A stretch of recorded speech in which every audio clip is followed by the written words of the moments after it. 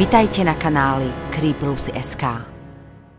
Starí ľudia sa niekedy môžu javiť ako ľahko zraniteľní. Taký dojem budila na prvý pohľad láskavá žena, ktorej sa hovorilo Baba Anujka. Zdanie však klamalo. Jednalo sa o sériovú vrahyňu, ktorá otrávila viac ako 150 ľudí. Čo ju ale k spáchaniu týchto hrozných zločinov viedlo? Baba Anujka sa narodila ako Anna Draxin v roku 1838 v Rumunsku. Jej rodina bola bohatá a zaoberala sa chovom dobytka. Neskôr sa rodina presťahovala do Srbska a zdržiavala sa v rozľahlej usadlosti, ktorá sa nachádzala v dedine Vladimirovac. V mladosti prežila Anna veľkú traumu. Nechala sa zviesť rakúskym dôstojníkom, pričom nevedela, že mladík má syfilis, ktorým ju nakazil. Neskôr Annu opustil a zanechal ju nakazenú pohlavnou chorobou a so zlomeným srdcom. Vtedy Anna zahorkla. Začala nenávidieť ľudí. Vo svojich 20 rokoch sa uzavrela do seba, začala sa učiť jazyky a venovať sa chémii a medicíne. Sama však nakoniec nezostala. Vydala sa za statkára Dipištoňa, ktorý bol od nej starší o 20 rokov. Pár mal celkom 11 detí, no iba jedno z nich sa dožilo dospelosti.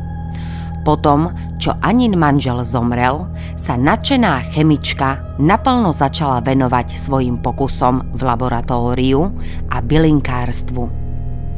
Čoskoro zistila, že liečiteľstvo ju nielen baví, ale tiež je to výnosný biznis, ktorý jej v priebehu života zarobil veľa peňazí. Zatiaľ čo iní liečitelia miešali poväčšine lektvary, ktoré mali danej osobe pomôcť, Baba Anujka sa nebála vyrábať aj také, po ktorých sa ľuďom priťažilo, čo sa hodilo napríklad mladým mužom, ktorým sa nechcelo na vojnu. U žien zase bola vyhlásená pre svoje zmesy, ktoré prezývali lektvary lásky či kúzelná voda. Názov môže byť dosť metúci. Rozhodne sa nejednalo o chemické koktejly, ktoré mali donútiť muža, aby sa do vás zamiloval. Tieto lektvary boli určené ženám, ktoré sa chceli svojich manželov zbaviť z dôvodu, že sa k nim muži správali hrubo a násilne. Vtedy bol rozvod totiž niečo nemysliteľné a tak sa niektorí manželia k ženám správali ako k majetku. Baba Anujka týmto ženám miešala zmesy obsahujúce arzén a rastlinné toxíny. Stačilo uviesť váhu manžela a tiež mieru závažnosti problému a Baba Anujka za odplatu pripravila smrtiaci koktejl.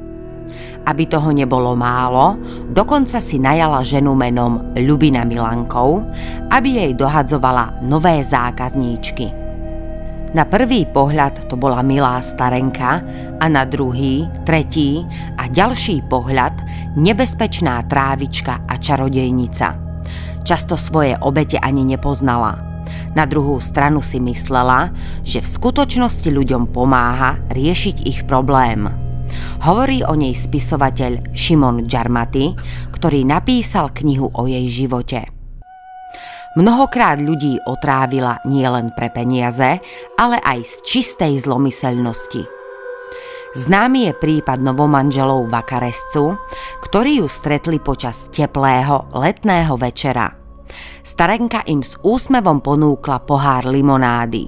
Kto by odolal? Dvojica zomrela 7 dní potom, čo sa osviežila limonádou od Baby Anujky. Bolo im iba 18 rokov. Odhaduje sa, že spáchala cez 150 vražd, ale presný počet sa už nikdy nedozvieme. Spravodlivosť ju dostihla až po 14 rokoch. Prezradila ju nevydarená otrava lektvarom lásky, ktorý si nechala namiešať jej klientka Stana Momirov. Tá sa chcela zbaviť svojho bohatého manžela. Chybou bola príliš nízka dávka. Lektvar totiž miešala asistentka baby Anujky, ktorá zrejme nebola taká dôsledná. Stanin manžel si ešte pred svojou smrťou stihol zájsť k lekárovi. Lektvar ho síce zabil, ale jeho prípad pritiahol pozornosť. Polícia nariadila vykonanie pitvy a tá preukázala otravu. Aby sa Stana Momirov vyhla trestu, všetku vinu zvalila na babu Anujku, ktorá do poslednej chvíle všetko popierala. Baba Anujka bola v roku 1929 odsúdená na 15 rokov väzenia, no s ohľadom na jej vek bola predčasne prepustená. Zomrela 1. septembra 1938 vo svojom dome vo Vladimirovaci. Dožila sa 100 rokov. Ďakujem vám za pozornosť.